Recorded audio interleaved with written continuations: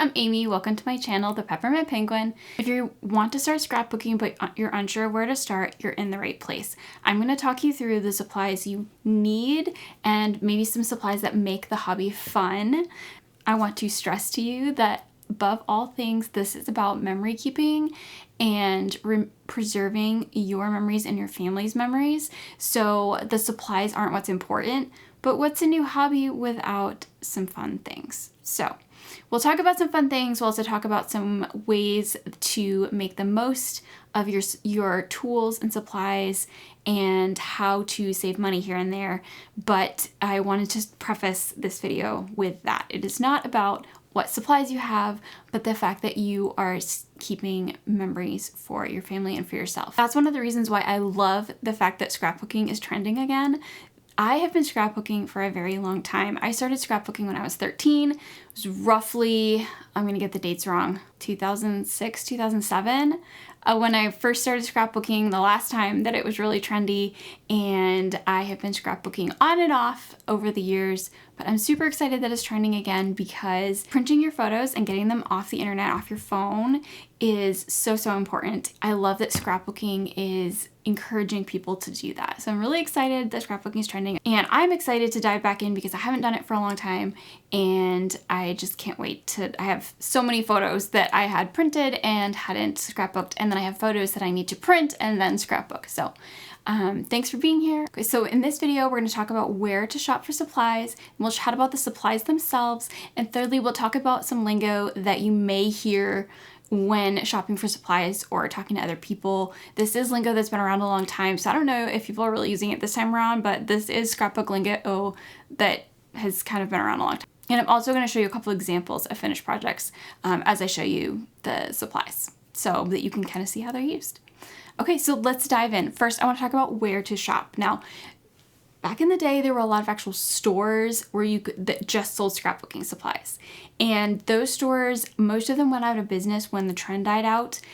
So most of the places that you're going to find scrapbook supplies are either online retailers or big box craft stores like Joann's, Michael's, and Hobby Lobby. I would actually go reverse order. So Hobby Lobby, Michael's, Joann's. So those are kind of the main ones. Those are the ones that are probably closest to you. For online retailers, scrapbook.com is a great one. American Crafts, Simon Says Stamp. I will put links to all these down below. And I'll add some other ones as I find more resources. I am still looking for some of the resources that were available the last time it was trendy. Some of the companies that I loved that made really beautiful paper have gone out of business, which is really sad because they made really beautiful things. But I am looking for new sources for craft supplies, and I'll let you know. In the meantime, big box stores like Hobby Lobby has a decent scrapbooking section, especially when you're just getting started. They have a lot of really budget-friendly things, especially if you shop them on sale. Their line called the Paper Studio regularly goes 40% off. So every few weeks or so, Paper Studio collection goes 40% off. The stuff that's labeled paper crafts, so a lot of like the tools, don't go on sale at Hobby Lobby, but their embellishments, so that's one of the lingo things I'll talk about. Embellishments just means like stickers and gems and fun things. Things you are embellishing or fancifying your scrapbook page with.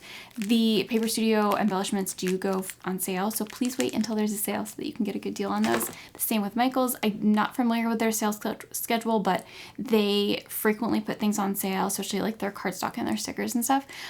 Personally, I love Hobby Lobby for a lot of things. I don't love their cardstock. So their solid cardstock, unless you get the individual sheets of it, we'll talk about this later, but when you buy the packs, they're not that great. I don't love their colors as much, their color combos. So for solid color 8.5 by 11 cardstock, I highly recommend Michael's, and I'll put links to all this down in the description. But Michael's is great for that, and usually I shop Hobby Lobby for everything else, and Joann's does have an assortment if Joann's is the closest store to you, so they have an assortment of paper crafting supplies. I do want to insert here, there are small businesses depending on where you live. I live just outside of Oklahoma City, Oklahoma. So there are actually a couple of stores near me that sell scrapbook supplies, and I love going in there to see what they have. And sometimes they have really fun things and embellishments that I wouldn't find anywhere else. So if you want to treat yourself and get something fun, go find a local store. They will love to talk to you. They will answer all your questions, and find you really fun things or help you find what you're looking for, special order something, etc. I do find that if you're looking for a huge selection, they're not the place to go because they're going to have very, at least the retailers around me, they've got really small stores, so they don't always have, if you're looking for something really specific, they may not have that. So anyway, that is where to shop. Let's talk about the supplies. I'm going to kind of break them down into two categories. And the first category is going to be things that I feel like are more essential to scrapbooking, and then some things that are less essential. So we'll start with the essentials and then move on to the more fun stuff. Again, really all you need is photos and a place to put them. But again, what's a new hobby without some fun supplies? So if you can make the budget work, there's lots of fun things out there. Okay, so the first thing you're gonna need are photos, obviously. Can't scrapbook without photos. Well, I guess you can. Technically, you can journal and junk journal and all that stuff without photos. But anyway, theoretically, you need photos. There's lots of ways you can print photos. They make tons of photo printers now that you can connect your phone to. My printer actually connects to my phone. It's not a photo printer, it's just a regular printer. I do occasionally print photos at home on cardstock, and they don't print super great quality. This is like an antique photo or a vintage photo that I printed of my grandmother that I printed on cardstock. So it prints okay, and it's great in a pinch. I also really love these. You can also scrapbook with old photos. This is one from 1992. That's me. I'm dating myself, literally. Me in 1992. The baby, not the adults. That's my mom. You can get photos printed really fancy if you want to go someplace like Artifact Uprising. That's where these are from. They have this really fun white border. I just love the way these look. I like to frame these in addition to maybe scrapbooking them. So these are kind of like a matte, and they're on like a thick card. These are from Artifact Uprising. They have really beautiful prints. Also Parabo Press. I don't know how to say it, but it's Parabo Press. Has beautiful print options. Those are a little bit more of an investment. You can also print places like Shutterfly. These guys are from Shutterfly, so you can get photos professionally printed that way. I prefer, now I use MPix when I am getting photos professionally printed when I'm not in a hurry. They are the retail branch of a professional, like a for photographers printing company, and they do really beautiful work. I would stay away from like Walgreens and Costco personally because they're not going to calibrate their printers as often. I used to be a photographer, so I'm really picky about this, and they don't calibrate their printers as often, so the print quality is not going to be quite as good. However, if you need something fast or you're on a tight budget, totally understand. I printed these from Shutterfly, so I totally get it, and you can print them anywhere that you need to. But I will say that MPix, and I will put a link to that below, along with Artifact Uprising and Parabo Press, are really great if you want really high quality prints. Now I'm going to switch to an overhead camera view, so goodbye to my face. You're welcome. But seriously, I think that an overhead shot is going to help me show you a little better the supplies that I'm talking about. So I'll be right back. Okay, so we have our printed photos. Now we need a place to put them. So the next thing we're going to talk about is albums. Now, as with any hobby supply, there's many different types of albums, and the kind you want is going to depend on the type of scrapbooking style that you're going for. A lot of the scrapbooking I'm seeing on TikTok right now is really informal and really, for lack of a better term, scrappy. And so you may not want a traditional post-bound album. You may want to go with like a notebook like this or a spiral bound album like this. Now, if you're really on a budget, go to the dollar store, get yourself a binder and some page protectors, and call it good. That's all you really need. But if you want an actual album to store your images, here are some ideas. So the first idea I have for you is a junk journal, often called a junk journal or just a journaling notebook. It is just a notebook. This happens to be a hand-painted one by Carissa Grace. I will try to link her shop. I'm not sure if it's still open, but I will link it if it is. And this is just a plain old notebook that I have turned into a junk journal.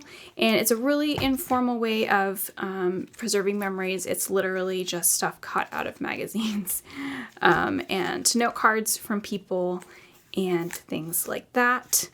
Really poor quality photos, etc.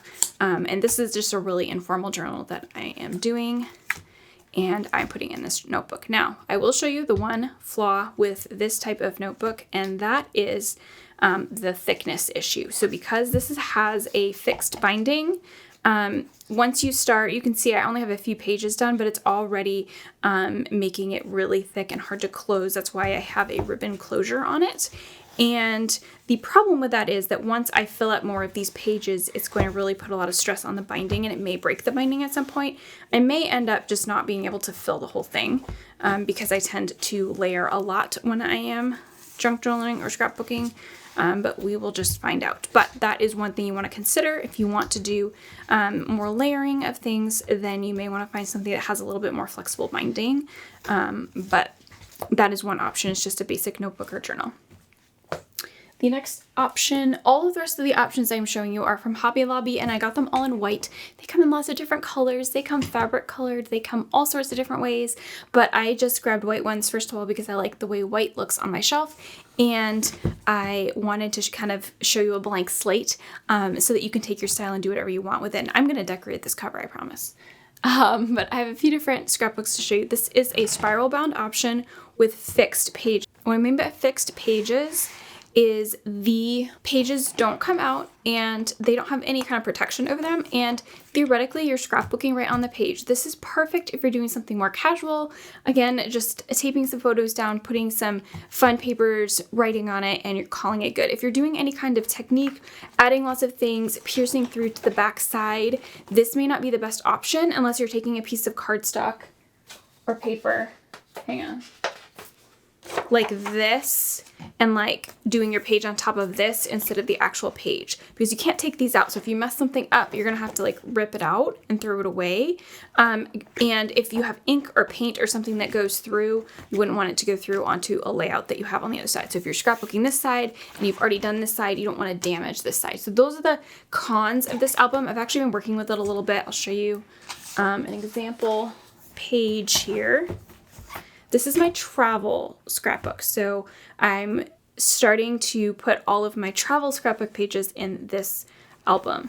So this is the first page, and I did have a little trouble because I'd already done a page over here that I didn't want to damage this, and I didn't want to damage the pages beyond with some of the inking that I was doing.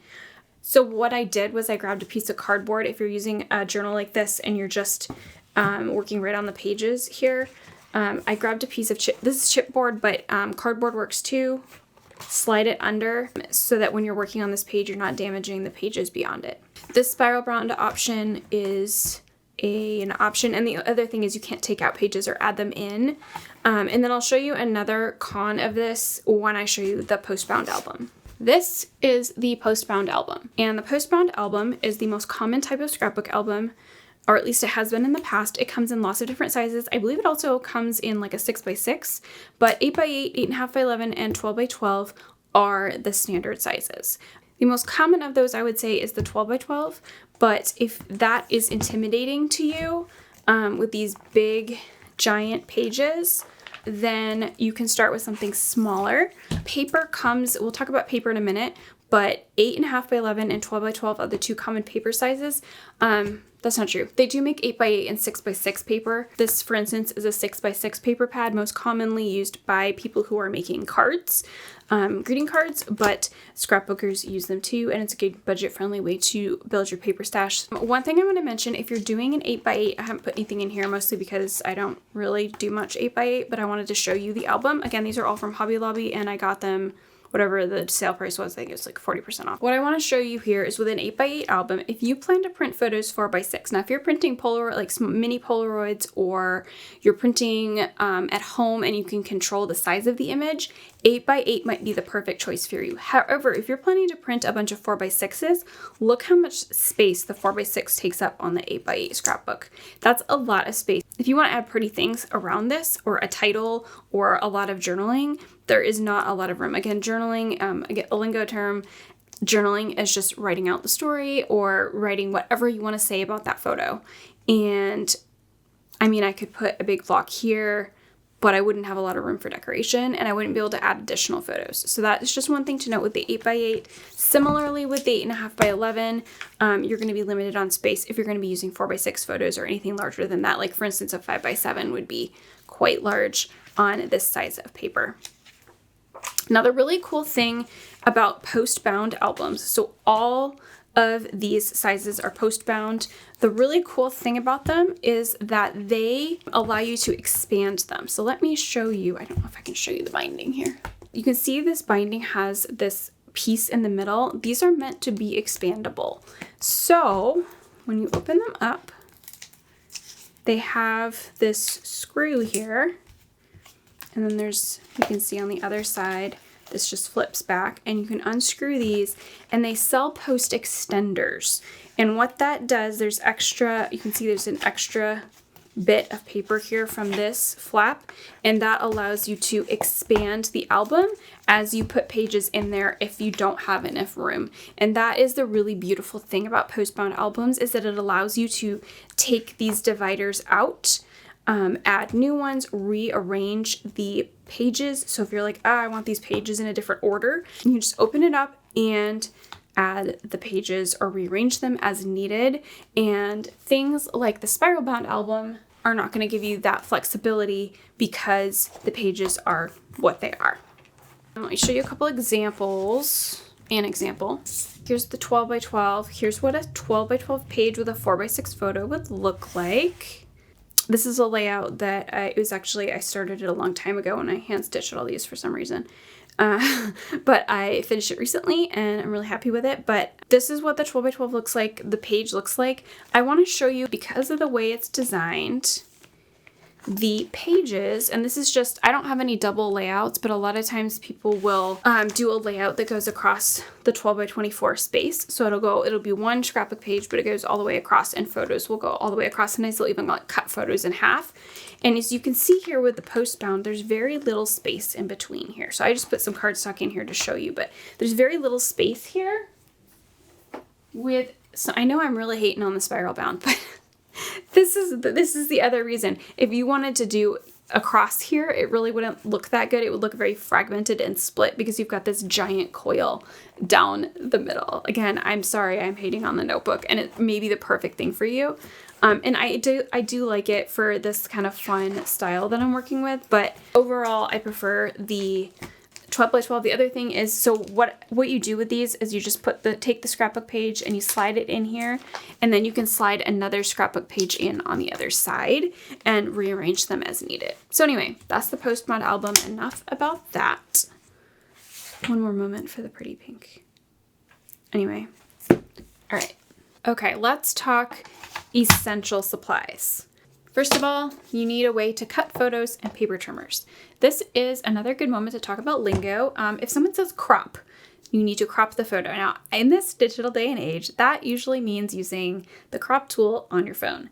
When we say crop in the scrapbooking world, we mean physically cropping the photo. So cutting the photo down or cutting a piece of paper down to mat the photo. So matting the photo is basically essentially framing it with a piece of paper behind it. Paper trimmer, these are usually really cheap. I think they don't normally go on sale, but you can usually find them at Hobby Lobby for $10 or less. This is a really basic one. These do come with extra blades. If you notice it's cutting really rough, it means you probably need a new blade. So I always keep a stock of extra blades on hand, but they do sell extras, and you just pop them out like this by separating this plastic that they just stick in.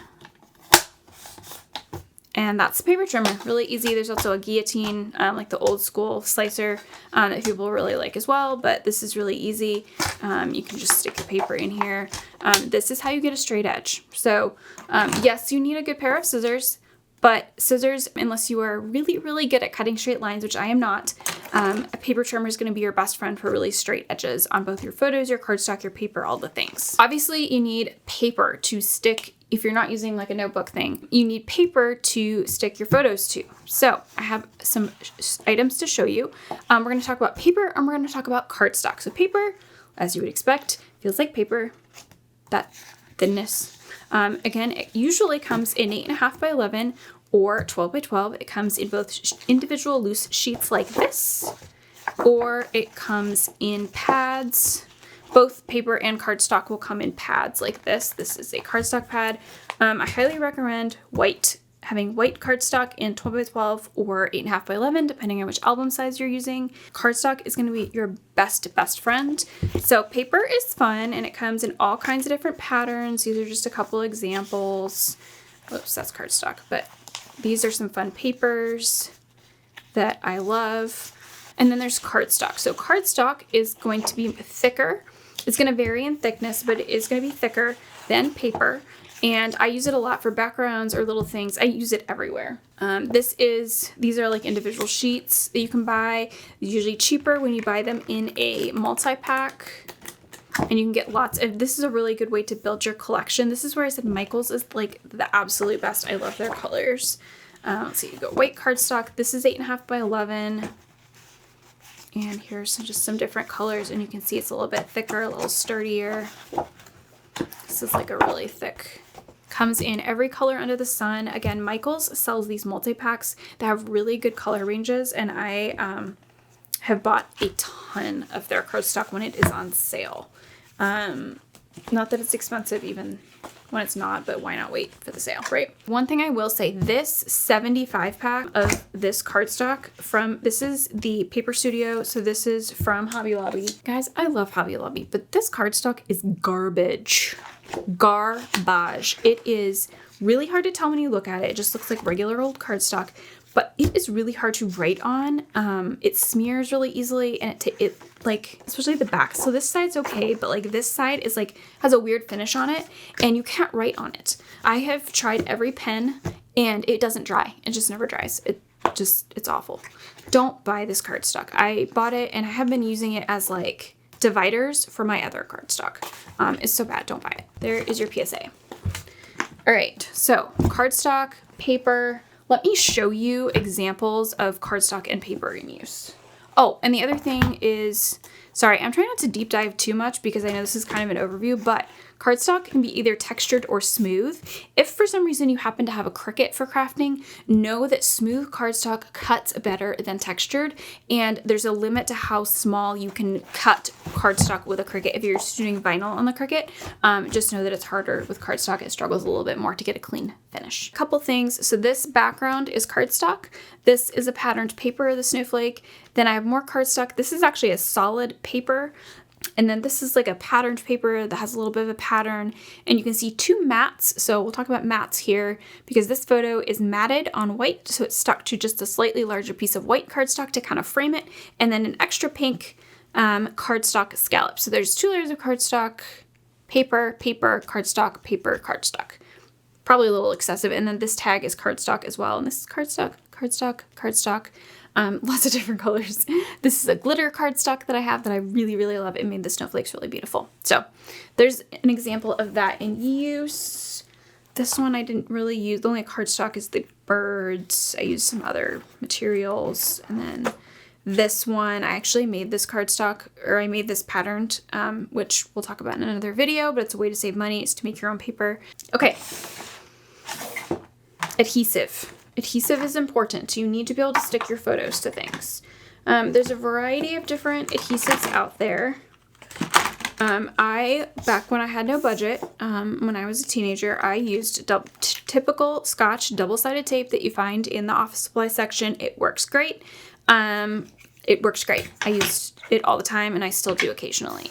This is the AdTech tape runner. This is $2.50 at Hobby Lobby, and what it is, sorry, you're gonna see a lot of open packages because I was gonna do this video a long time ago and then I didn't, and I've actually been using these supplies since then, so I apologize.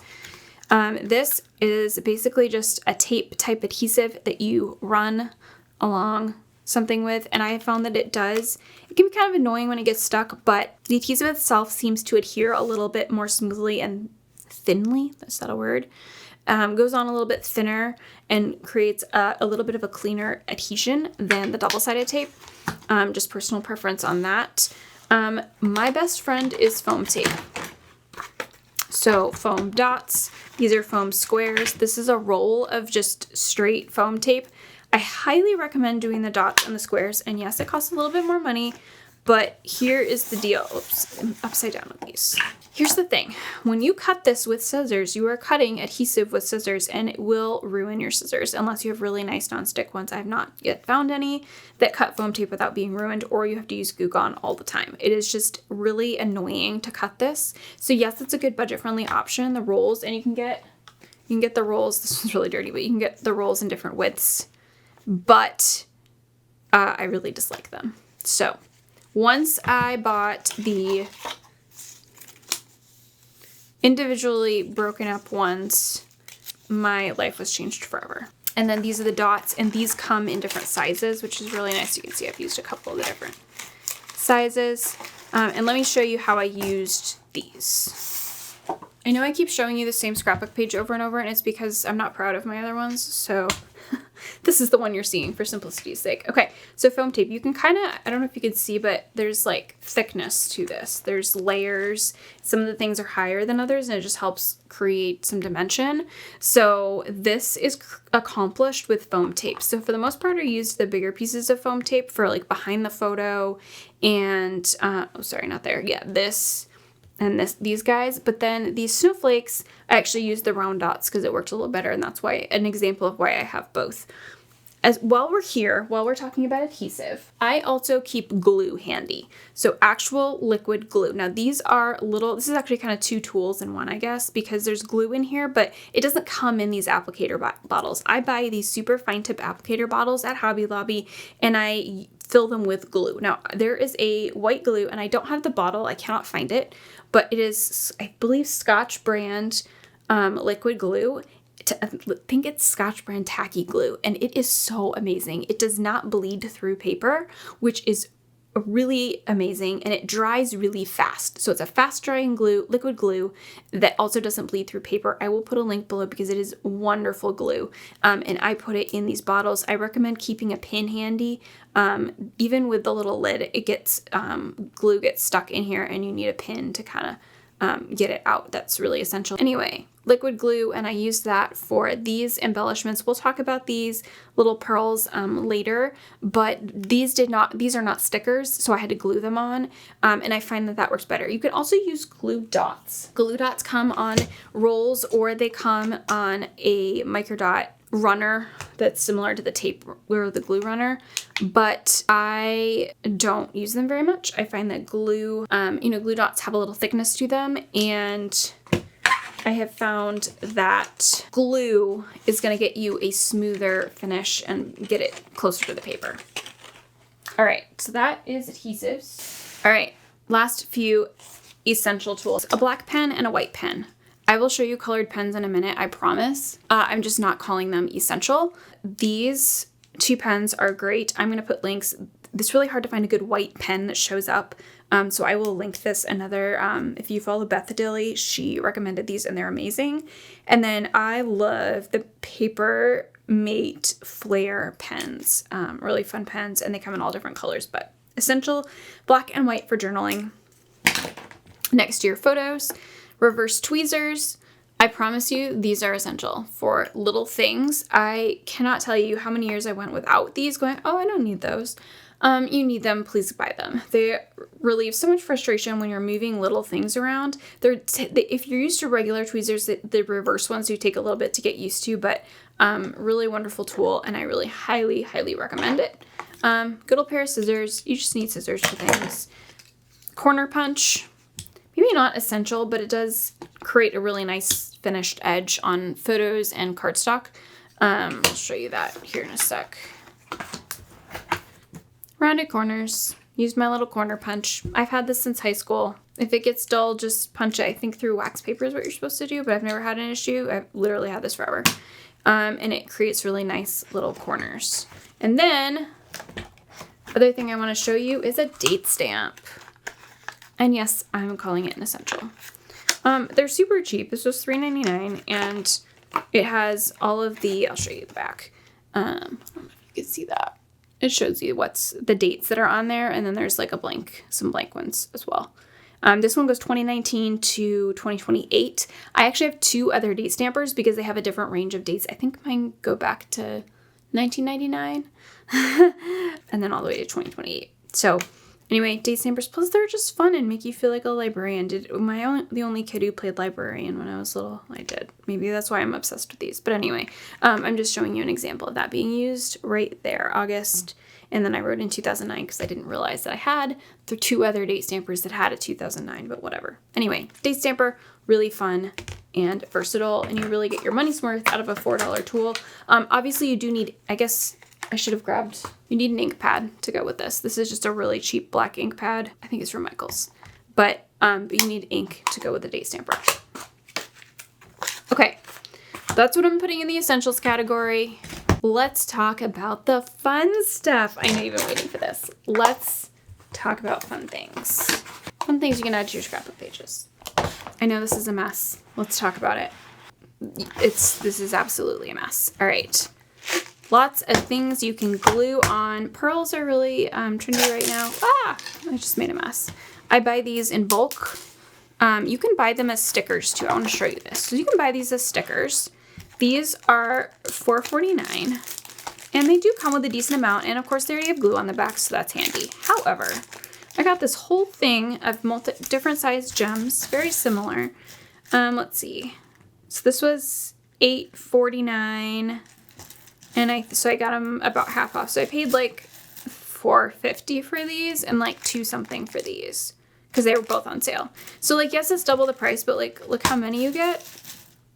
I don't know. It's a pretty great deal. And again, same with these. You can buy these as stickers, but you can also buy them in bulk like this. And also, who doesn't want to spend 2 nights in front of the TV, like separating these into little containers? Because that is what I would recommend doing. I would recommend sorting them out. And then again, I also bought some pearls that were just in a pack for $2.99, and I got all these little half pearls. So really fun to add to scrapbook pages. You saw them on the snow page. Fun little, these are the pink ones from this multi-pack, and then the plain ones that looked like little snowflakes. So that's how I used those. Little ASMR moment for you. Okay, we're done. I'm gonna move these before I spill them again. Like I mentioned, you can buy other papers. This is a 6x6 pack, which isn't always helpful because it's kind of small for scrapbooking, but it is a nice, if you find them on sale, it's a nice way to add to your pattern papers without having to commit to a giant pack of paper. Stamps. So we talked a little bit about, and ink. So we talked a little bit about ink with the date stamper, but these are mini ink pads from Hobby Lobby. This is a really budget friendly. There are ink pads out there that cost $6 or $7 a piece per color. I'll show you. Like this ink pad, I think was $5 or $6. I think I got it on clearance, but it was really expensive, and it is a really nice dye ink pad, but when you're just getting started, you don't need fancy. So I recommend getting one of these multi-packs because it gives you lots and lots of ink for $6.99. These are stamps. These are acrylic stamps, which are the most common ones now. You do need, if you're going to have acrylic stamps, you do need these little acrylic blocks. Let's see if you can see that. Can you see it? Okay. So the thing with these is that they are flexible, which is nice. Here, this M is really dirty, don't mind me. Until you go to stamp it, if you stamp it like this, it's gonna be all floppy. So you have to stick them, they just kind of stick onto these stamp blocks, and then you can stamp as needed. And this is just my messy assortment. So rubber stamps are great for adding, like this is a fun like quote one, or you can stamp a title with it. And these inks can be used 2 different ways. So the inks can be used with the stamps, so to color the stamps, or you can use, now I've already opened this package, so some are missing, but you can use little ink daubers or cotton balls or Q-tips or whatever you want to use. Like makeup applicators would work really well for this. If you don't want to spend the money on daubers, grab some makeup wipes and do it with that. But these daubers, you just take them and you dip them on the ink pad, and then you rub them around on your paper, and you add some beautiful color to your layouts. Let me show you an example. So all of this purple around this photo. It's actually 2 different ink colors, and I just used the dabbers to rub the ink in and kind of blend it. You can blend the colors together. I'm not really that good at it, but looks really cool. And then this is an example of stamping. This is actually vellum, which is like a see-through paper, like a transparent paper. So pretty. But I actually stamped, I don't know if you can see, a bird onto that. I really wanted like a subtle see-through effect. So I stamped. This is actually a use of the ink 2 different ways. Inking up the bird stamps and inking behind the photo. So that's an example of a multi-use tool.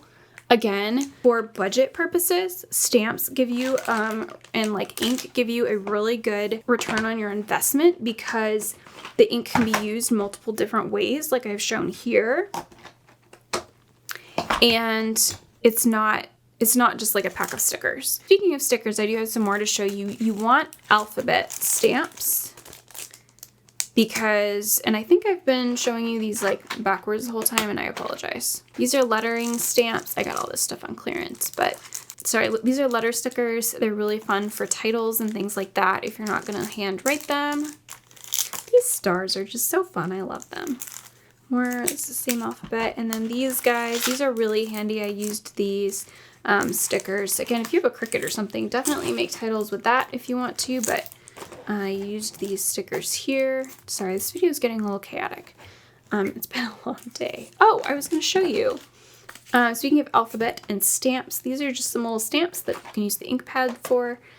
These are wood stamps and they have a rubber backing on them. They come apart like that. And you just stamp like so. These, every once in a while, I don't know if they have them anymore, but Target used to have craft supplies, and this is actually from the Target dollar spot. So there's that. And then you can also look in like the non-craft section. These beads are really beautiful, and really I should have used them on this scrapbook page and I didn't, but you can cut them off these strings. These were like some clearance beads that I thought were really beautiful. Oops. And you can use these to embellish your pages either like in a strand or you can cut them off and just stick them on. But that's just one. I mean, you can use fabric, you can use anything you have around, you can cut out things from magazines, you can use the back of note cards. There's lots of ways to save money and have beautiful scrapbook pages. So that's another thing I wanted to show you. And then pens. You can see I wrote in a colored pen here and then a different color here for my journaling. So my title is a darker color, my journaling is a lighter color. I used these. Now I have a ton of pens because I used to be a photographer and I use these as props for my business photography clients. So I have a lot of colors. You don't need all these, but I do find them really helpful. Le Pen, L-E-P-E-N. They really make beautiful pens. I love these guys. Again, the Papermate Flare. Those are my 2 favorites. So those are my 2 favorite kind of pens. You can buy them individually or in a pack. All right. We've talked about supplies. This is like, I didn't even go into stickers for the most part. I mean, these stars are stickers, but there's so much you can buy. There's so much out there. It really comes down to how much you want to spend on this hobby and how much time you have. So if you have more time to DIY it and less budget, do it at home. If you don't have time, but you have the budget, go all out. Okay, let's talk really quickly here about lingo. So words you might hear, and I've already used some of them in this video. So like we talked about before, journaling is just, you know, the words that you're putting on your scrapbook page that talk about the photos or about the feelings those photos evoke in you. It can be whatever you want, and you can do more journaling and less photos, more photos, less journaling. Some of my journaling in the past has been 1 sentence or like the date or like where the photo was, and some of my journaling is more extensive depending on what I'm doing. Another word you might hear or see on packaging is acid-free. This used to be a bigger deal when there was more acidic stuff. So if you look at like an old piece of paper, it's gonna look yellowed with age, and part of that is the acidic properties, the not pH balanced properties of the paper at the time. The cardstock and adhesives and scrapbooks that are made now are meant to be more durable and last better over time before they degrade. Now everything will in time degrade, but it's basically just supposed to help with the longevity. So you're going to see acid-free on like adhesives and stuff like that. Acid-free. If you can see that. For the most part, scrapbooking supplies are acid-free, so they put it on there, but it's just on there. So that's acid-free. Again, you really don't have to worry about it because most scrapbooking stuff is going to be acid-free. That is something to know if you're using old photos. Those are not acid-free and they're going to just degrade faster. And that's just the way it is. Solid core versus white core. Some cardstock has a solid core, which means the color, the blue color, goes all the way through, whereas a lot of papers are white core. So this green paper, you can't really see the torn edge because the color of the paper doesn't go all the way through. And usually it'll be marked solid core or white core, but sometimes you can tell because it'll kind of have weight along the edge. But this makes a difference visually. You can see that the blue torn edge shows up a lot better than the green torn edge because it is solid core. It's not one over the other. It's just whichever works better for the purpose. Like with this, I wish it had been solid core and it wasn't, so it looks kind of lame. Embellishments are just anything you're putting with your photos that's not paper. So like the title, the paint chip here, I would consider an embellishment. This one's pretty light on embellishments. These these stamped birds are an embellishment. These birds are an embellishment. I've drawn some embellishments here on the bottom. And then this page over here, these are all the snowflakes, all the pearls would be considered embellishments. Again, we talked about crop, and that is, cutting, like this photo, I cropped the top and the bottom off of it. And this photo is not cropped at all. It is a 4x6. We talked about matte. The matte is the kind of the frame around the photo, except it's behind the photo instead of on top of it. If you look at artwork, it's usually matte. The matte is like a frame that goes over the top of it, but usually when you're talking about matting a photo in the context of a scrapbook page, the photo's gonna be on top of a piece of paper or cardstock. But it still kind of frames it and adds emphasis to it. And then the word ephemera, which I didn't look up the actual definition. I just consider it like old stuff. Usually ephemera is stuff that's not meant to be like a scrapbooking supply, but you're adding it to your page.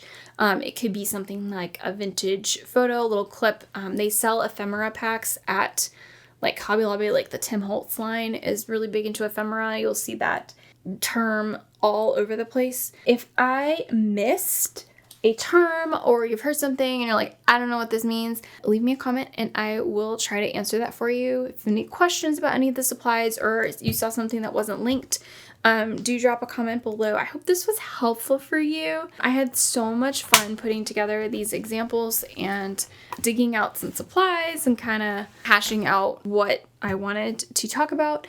I hope this video wasn't too crazy long, but I really wanted to kind of go into depth on a couple of things. But yeah, thanks so much for watching. If this video was helpful, please like the video. And if you'd like to see more like this, please subscribe to my channel. I will be making more craft room organization videos, more scrapbooking videos, more crafting in general videos very soon in the next few months. So I'm really excited to have you stick around.